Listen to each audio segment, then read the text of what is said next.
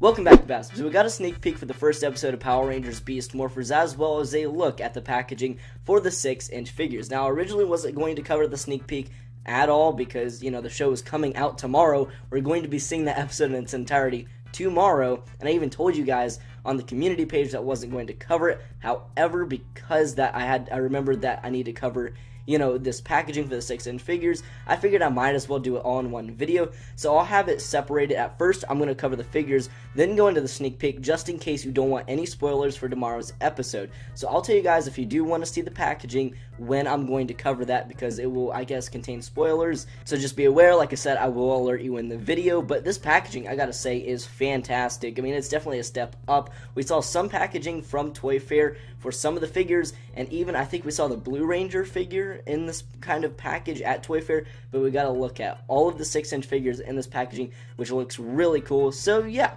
let's go ahead and get into it.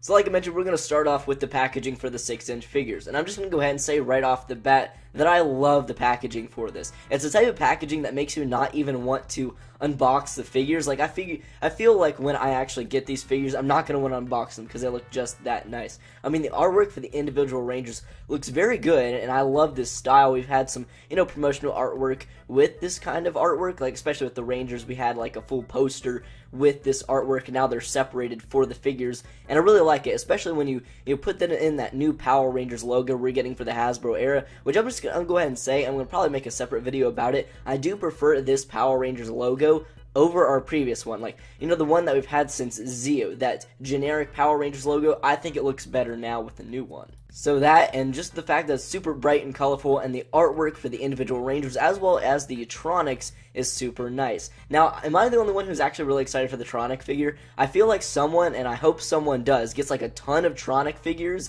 and then sets up like a mock fight between the Rangers, the Tronics, and have Blaze leading the Tronics. That would be super cool. Just like an army of those evil robots or henchmen, and then in like a toy form. I'd like to see that. Maybe from a channel like MMPR Toys, they do stuff like that. I mean, that'd be really cool to have like an army of them. Of course, I couldn't do that because I don't have that money. But I did mention in a previous video when the actual figures were being shown off that I do really like them. If you want to check out that video, you can go ahead and do that. And the packaging for them is almost just as good. I absolutely love it. I'm going to have a hard time actually opening these figures. But now, guys, I'm going to move on to the sneak peek or preview for Power Rangers Beast Morphers. So if you don't want to get spoiled on what happens in the episode, click off now. 1, 2, 3, let's get into it. This sneak peek is basically one big fight scene. This is obviously taking place in episode 1, and as we can tell from the sneak peek, and this was information that we didn't really have earlier, is that it looks like only Ravi, the Blue Ranger, was originally at Grid Battle Force to become a Power Ranger. It looks like Devin as well as Zoe, which is the Red and Yellow Rangers, are just kind of normal people. Zoe seems to, you know, just be a general worker or janitor at Grid Battle Force, and I don't know about Devin. He seems just to be a normal person infiltrating this place. I mean, there's a lot of unanswered questions here, but there's a big fight going down between Ravi, Devin, Zoe, and the Dark Ranger, as well as another villain. It looks like Blaze and Roxy, which were two characters we knew were going to be on the show, are knocked out cold. And it looks like they were the original candidates for the Red and Yellow Ranger, because they're knocked out cold. What I'm guessing is going to happen is that the Dark Ranger, as well as this, you know, other character that I really don't know too much about, are going to kidnap them since they're unconscious, bring them to Evox's digital world, and then brainwash them. That's all I can really take from this, because we knew that Blaze and Roxy seemed to be villains in the show, but here it looks like they were the original candidates for the Power Rangers, or at least the Red and Yellow Rangers, Ravi being the blue one, of course. And I love that premise. That is crazy to even think about, and I really like the direction that they're going with this.